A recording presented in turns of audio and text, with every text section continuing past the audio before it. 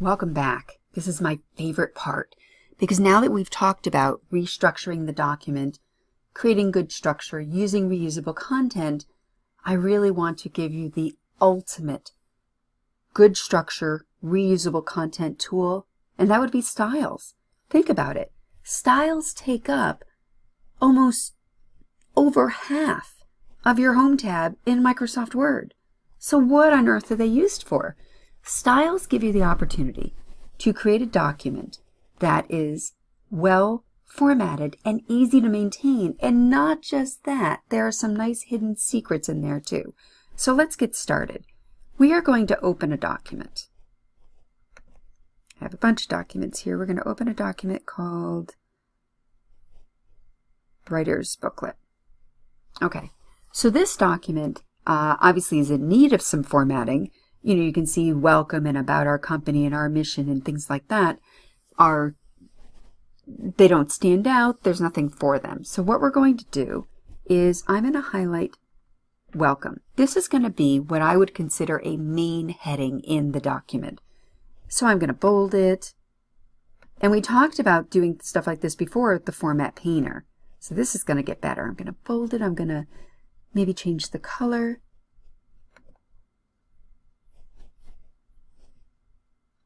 Maybe I'll underline it just for effect so you can see what that looks like. So this is what I want every main heading in my document to look like.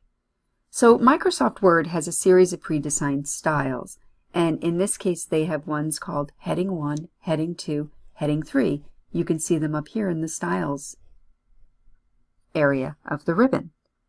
Well, I want the main heading, Heading 1, to be what I created. So similar to the Format Painter, I kind of highlight what it is that I want. But then I'm going to right-click on Heading 1, and I'm going to say Update Heading 1 to match selection. So Heading 1 is now similar to what I selected here. Bolded, underlined, 14 points, purple text, etc. So if I want About Our Company to do the same thing, I'm going to highlight About Our Company and then click Heading 1. And I can continue to do that, and I am going to go through this document, so bear with me.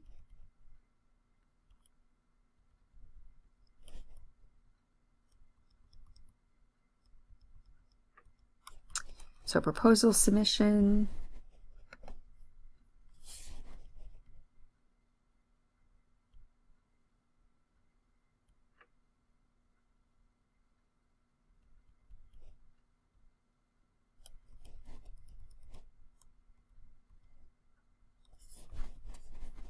And probably most of these might be, maybe these are Heading 1s or Heading 2s, but we'll find out in a minute because I'll show you another good tip for this.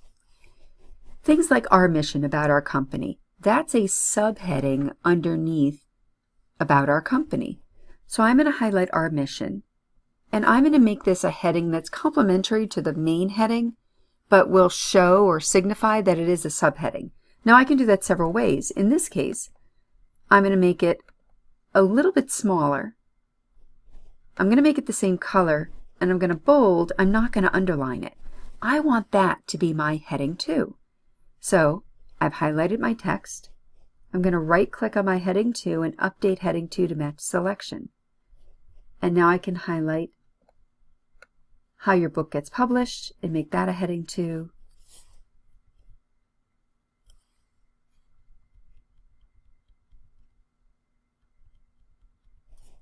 Now, proposal submission is already a Heading 2. This document had headings and I removed it before I started videotaping this for you. So that was already a Heading 2. And then something like a Heading 3 might be, or something like submission guidelines might be a Heading 3 because I'm in a Heading 2. So my Heading 3, maybe I'll just make that purple and bold, or maybe not bold, just purple. Same font the normal text is, and then I'm going to right-click on Heading 3 and update Heading 3 to match selection. And then I can go through and I can say the launch meeting, make that a Heading 3, the editorial, make that a Heading 3, and so on and so forth. Now, there's certainly more to this. So sure. So for consistency's sake, it's so much easier to figure out what you want your formatting to look like and then create formats that you can now utilize. Actually, I'll go to the end. I can make tables a heading 1. So make tables a heading 1, it's so much easier. I don't have to click on 5 or 6 things to do that. But here's the best part. If I go to the View tab and I choose the navigation pane, by default, I have a way to navigate through my document. So all the heading 1s become main headings, and as I click, I get to those main headings, or subheadings in this case. This is a heading 2, a heading 2. This has heading 3s.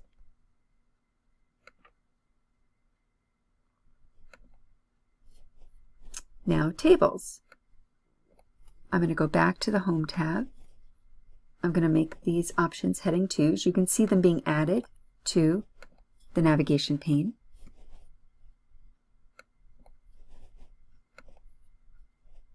So bear with me as I do this because I want you to see the magic happen.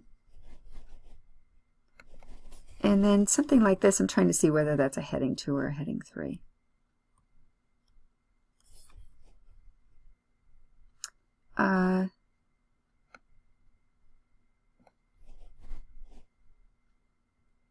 These things might be a heading 2. I'm going to make them heading 1s.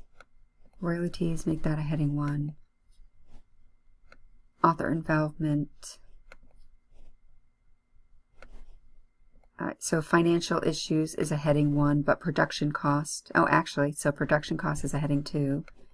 It looks like royalties is a heading 2. Sales are a heading 2. Okay, and then ebooks are a different option.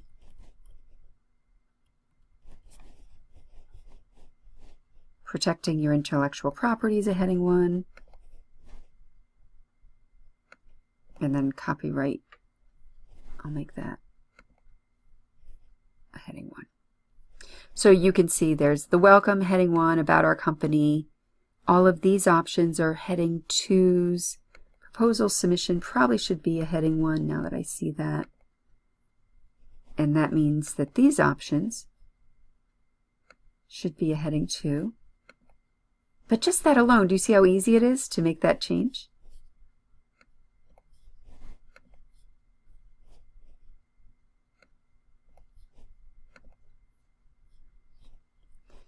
And then author involvement is a heading 1 as well, and so on and so forth. Well, what if I felt like putting things like the proposal submission after author involvement? Well, we know how that goes. I mean, I can use this to navigate, right? But I could copy and paste and things like that. Well, watch this. I want author involvement before proposal submission. I'm just going to click and drag it and place it. And rather than copy paste or cut and paste, it did it for me. So now each of those areas became, I don't want to use the word section, so I'll use it loosely, little mini sections, and you can see that they're kind of together. This doesn't have any sub options, but this one does. If I wanted financial issues to go above proposal submissions, I could drag financial issues above proposal submissions, and everything that was under financial issues comes with it as well. So not only from a maintenance standpoint, but from a creation and a designing standpoint, you have the opportunity to use styles.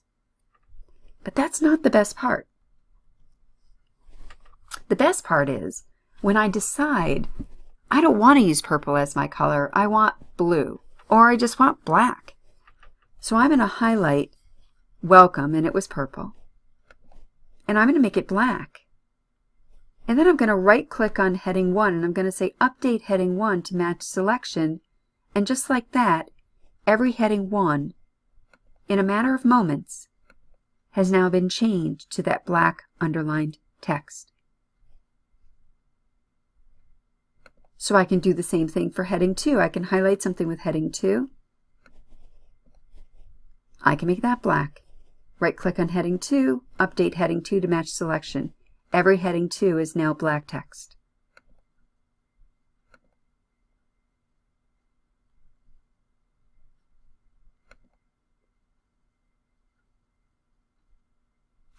Now, if I wanted, I don't actually have a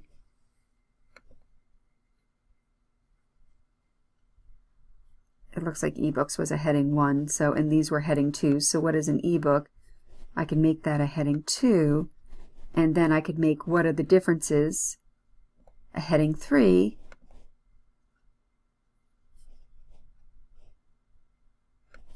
And then I think this is a part of ebook, so I'm going to make that a heading 2 or a heading 3.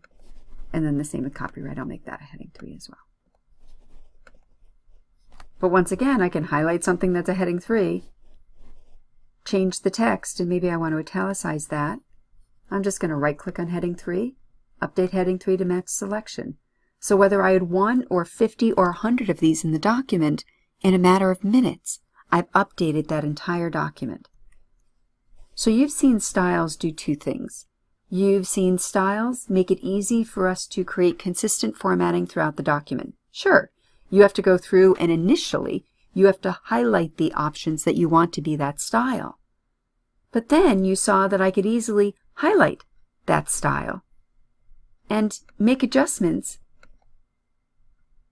as I see necessary, and then just update that heading, and now every option that used that style is now updated in a moment.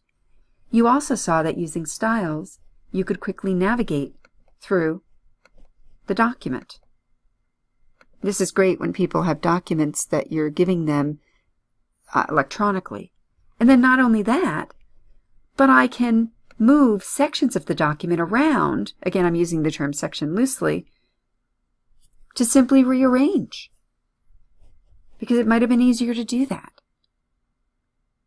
So styles are a hidden gem in Word. Well, they're not so hidden. They're out here in the open, but not a lot of people that I see use them, and you really should. This alone, what I've done, could save folks hours of time. So go ahead and use styles from this point forward. I think you'll appreciate it.